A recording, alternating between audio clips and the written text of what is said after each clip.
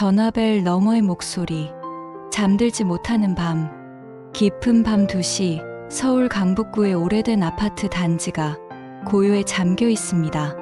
1980년대에 지어진 이 낡은 건물들 사이로 차가운 가을바람이 스쳐 지나갑니다. 501호 박철수 노인의 집.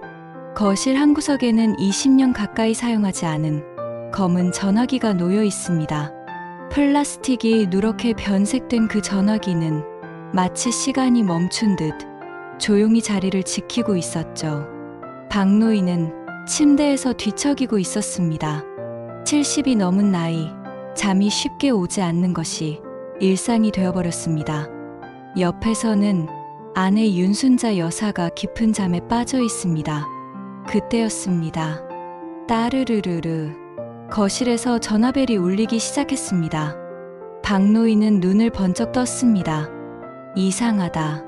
집 전화는 선을 뽑아놨는데 전화벨은 계속 울렸습니다. 마치 누군가 간절히 통화를 원하는 것처럼 끊임없이 울려댔습니다. 박 노인은 천천히 일어나 거실로 향했습니다. 관절이 뻣뻣해 움직일 때마다 작은 소리가 났습니다. 어둠 속에서 전화기의 검은 실루엣이 보였습니다. 정말 전화선이 연결되어 있나? 그는 전화기 뒤를 확인했습니다. 분명히 선이 뽑혀 있었습니다. 그런데도 전화벨은 여전히 울리고 있었습니다. 떨리는 손으로 수화기를 들었습니다. 여보세요? 잠시 정적이 흘렀습니다. 그리고 수화기 너머로 목소리가 들려왔습니다. 아버지, 저예요. 박 노인의 온몸에 전율이 흘렀습니다. 그 목소리. 20년 전 교통사고로 세상을 떠난 아들 지훈이의 목소리였습니다. 안 될 거야. 이건 지훈의 목소리. 아버지, 왜 그러세요? 저 지훈이에요. 아버지 아들이잖아요. 박 노인은 수화기를 든 채로 주저앉았습니다. 아들의 목소리가 너무나 생생했습니다. 20년 전 그 목소리 그대로였습니다. 지훈아, 정말 너냐? 박 노인의 목소리가 떨렸습니다. 아들은 28살에 세상을 떠났습니다. 새벽에 술을 마시고 운전하다가 일어난 사고였죠. 그날 밤 부부는 아들과 크게 다퉈섰습니다. 직장 문제, 결혼 문제로 언성이 높아졌고 지훈이는 화를 내며 집을 나갔습니다. 그것이 마지막이었습니다. 지훈의 목소리. 아버지, 제가 그날 밤 왜 집을 나갔는지 기억하세요? 기억해. 우리가 너무 심하게 말했구나. 아버지가 미안하다. 지훈의 목소리. 아니에요. 그게 아니에요, 아버지. 그게 아니라니? 무슨 소리냐? 전화선에 잡음이 섞이기 시작했습니다. 지훈의 목소리가 멀어졌다가 다시 가까워졌습니다. 지훈의 목소리. 진실을 알아야 해요. 제 죽음에 대한 진실을. 그 순간 전화가 끊어졌습니다. 박 노인은 한동안 수화기를 귀에 대고 있었습니다. 여보세요? 지훈아, 지훈아. 하지만 아무 소리도 들리지 않았습니다. 다음 날 아침, 박 노인은 어젯밤 일을 윤 여사에게 말해야 할지 고민했습니다. 아내는 남편의 이상한 모습을 눈치챘습니다. 윤 여사, 영감, 어젯밤에 무슨 일 있었어? 얼굴이 말이 아니네. 아니야. 그냥 잠을 못 잤을 뿐이야. 윤 여사는 아침 식사를 준비하며 남편을 지켜봤습니다. 20년 전 아들을 잃고 난 후 남편은 한동안 환청과 환시에 시달렸습니다. 정신과 치료도 받았죠. 혹시 그때의 증상이 다시 나타나는 건 아닐까 걱정이 되었습니다. 영감, 혹시 또? 아니야. 이번엔 달라. 박 노인은 거실의 전화기를 바라봤습니다. 낮에 보니 더욱 오래되고 낡아 보였습니다. 하지만 분명히 선은 뽑혀 있었습니다. 점심때 박 노인은 전화기를 다시 연결해 봤습니다. 발신음이 정상적으로 나왔습니다. 시보를 들어봐도 문제 없었습니다. 그럼 어젯밤 일은 뭐였을까? 오후 윤 여사는 집 정리를 하다가 거실 서랍에서 오래된 카세트 테이프를 발견했습니다. 지훈이의 목소리라고 적힌 라벨이 붙어 있었습니다. 영감, 이것 좀 봐.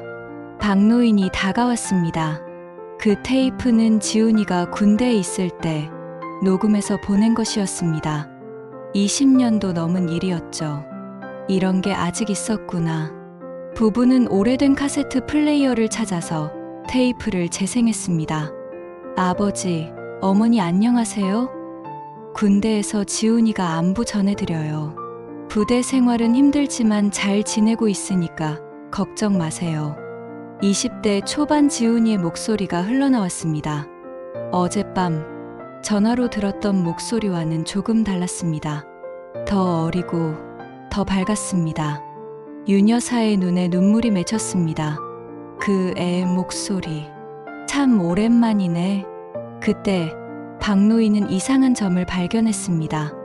어젯밤 전화 목소리는 이 테이프보다 더 성숙했었습니다. 마치 28살 때의 목소리였죠. 그럼 어젯밤 일은 정말? 그날 밤도 2시에 전화가 울렸습니다. 이번에는 박노인이 기다리고 있었습니다. 첫 번째 벨소리에 바로 받았습니다. 지훈아? 지훈의 목소리. 네, 아버지. 기다리고 계셨네요.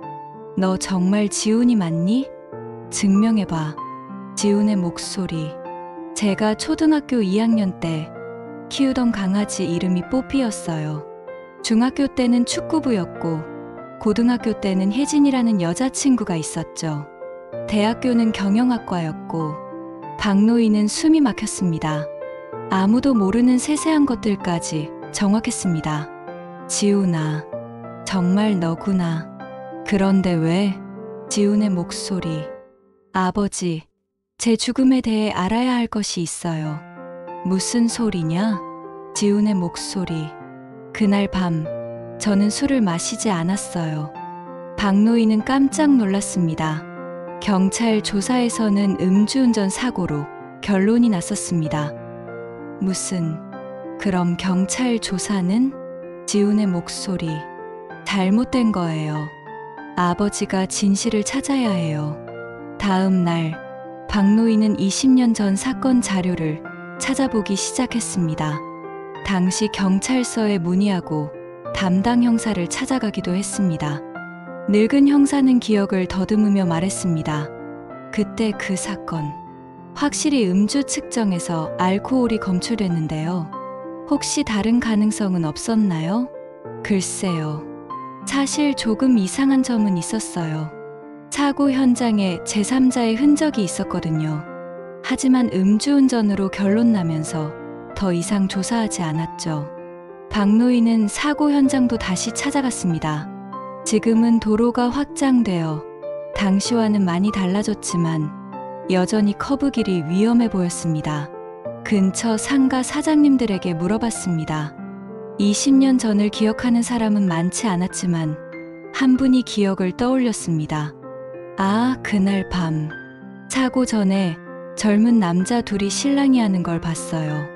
그런데 경찰은 별로 관심 없어 하더라고요. 그날 밤, 박노인은 조사한 내용을 아들에게 말했습니다. 지훈아, 아버지가 알아봤는데. 지훈의 목소리. 고마워요, 아버지.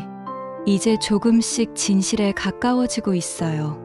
그런데 왜 경찰은 제대로 조사하지 않았을까? 지훈의 목소리. 당시에는 간단히 처리하려고 했던 것 같아요. 음주운전 사고로 결론 내면 복잡하지 않으니까요. 그럼 정말로 다른 사람이? 지훈의 목소리. 네, 아버지. 저는 그날 밤 누군가와 만나기로 약속이 있었어요. 누구와? 지훈의 목소리. 제 직장 동료였어요. 김 부장이라는 사람이었죠. 박노인은 그 이름을 기억했습니다. 아들의 장례식에 왔던 사람 중에 그런 이름이 있었습니다. 윤 여사는 남편의 행동을 지켜보다가 더 이상 참을 수 없었습니다. 윤 여사, 영감, 당신 요즘 이상해. 혹시 또 그때처럼? 그때라니? 윤 여사, 지훈이가 죽고 나서 당신이 환청에 시달렸잖아. 그때처럼 다시 그런 건 아니야? 박노인은 아내의 걱정을 이해했습니다. 하지만 이번은 달랐습니다. 순자야, 내가 알아낸 게 있어. 박노인은 그동안 조사한 내용을 아내에게 털어놨습니다. 윤 여사는 놀라면서도 반신반의했습니다. 윤 여사, 그래도 영감, 죽은 사람과 전화 통화를 한다는 게 말이 돼?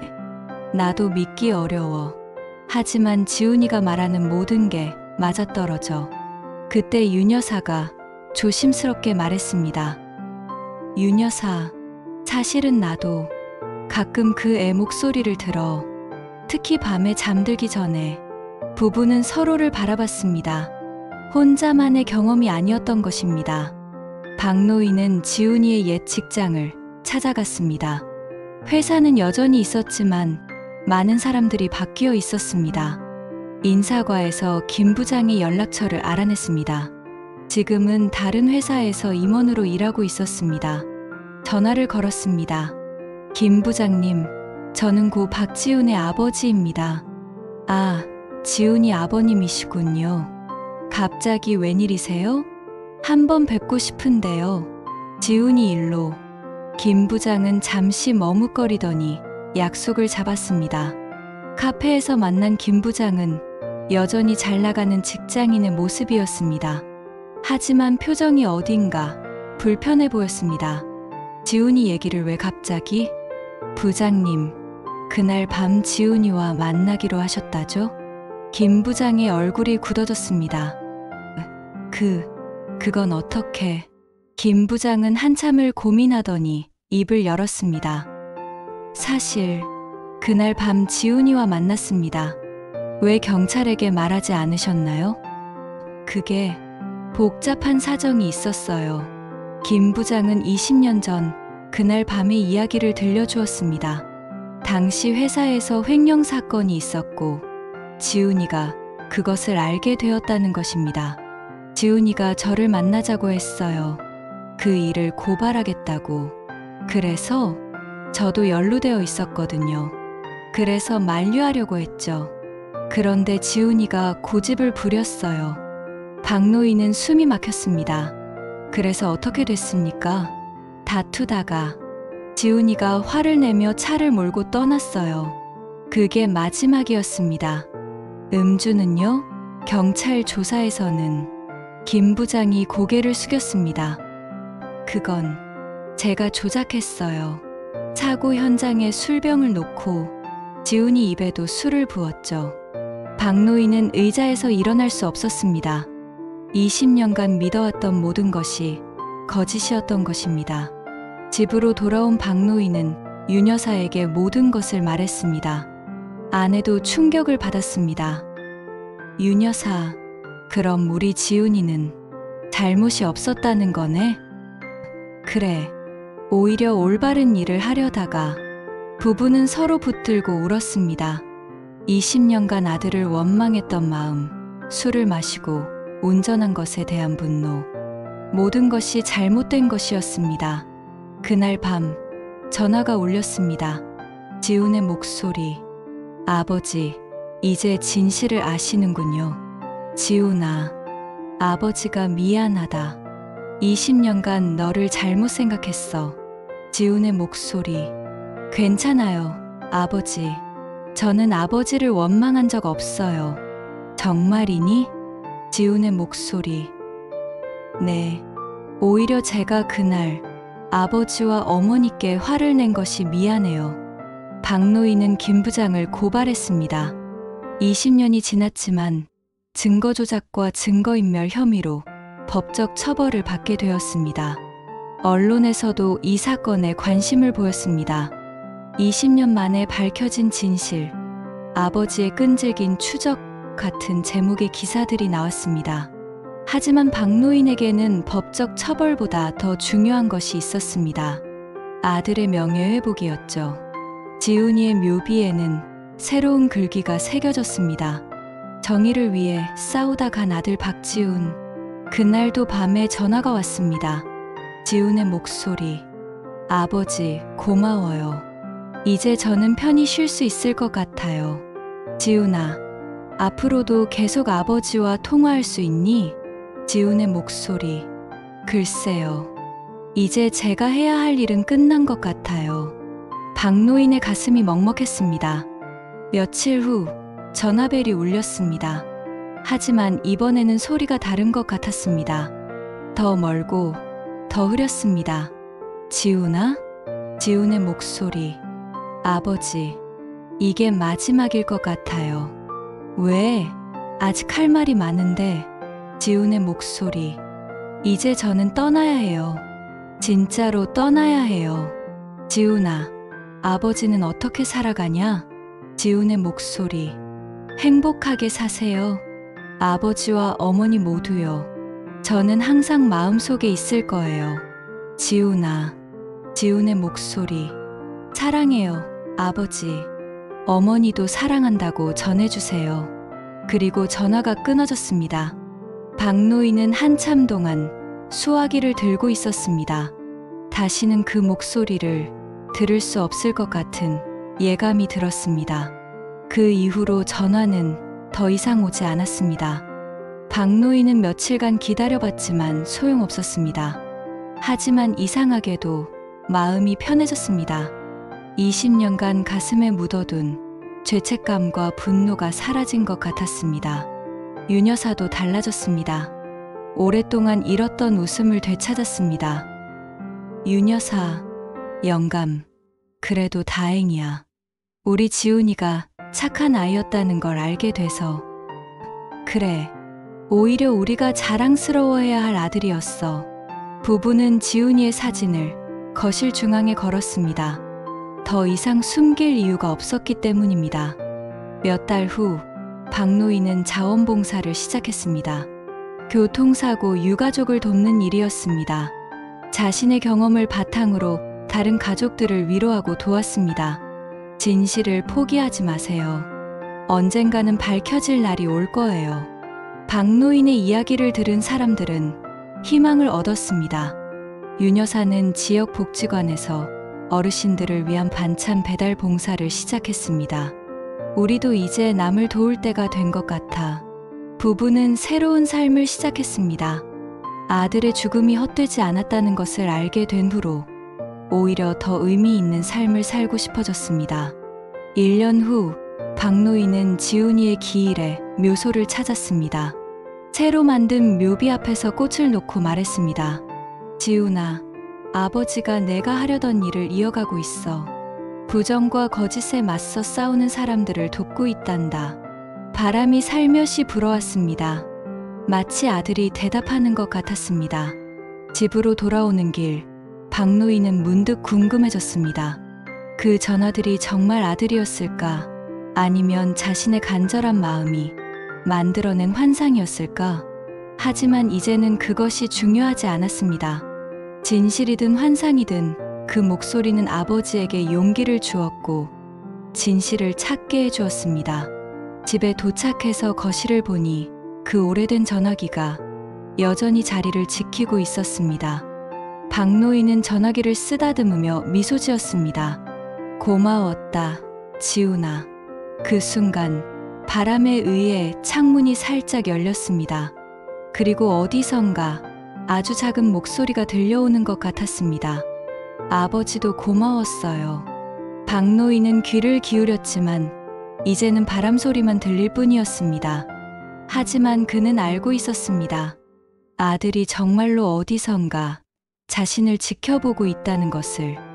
죽음은 끝이 아니었습니다. 사랑과 기억이 남아있는 한 목소리는 언제나 마음속에서 들려올 수 있었습니다. 박노인은 윤 여사와 함께 저녁을 준비했습니다. 오늘은 지훈이가 좋아했던 김치찌개를 끓이기로 했습니다.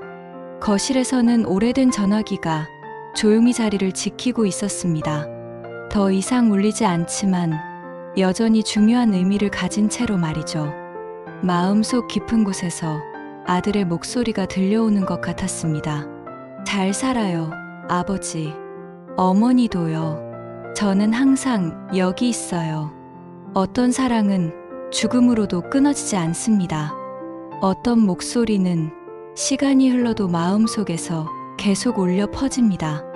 박노인과 윤여사는 이제 알았습니다.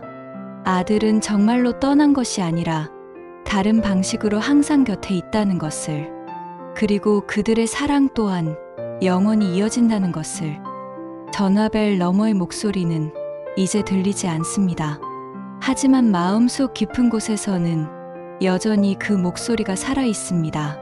사랑하는 사람을 잃은 모든 이들에게 이 이야기가 작은 위로가 되기를 바랍니다. 죽음은 끝이 아닙니다. 기억과 사랑이 있는 한 그들은 언제나 우리와 함께 있습니다.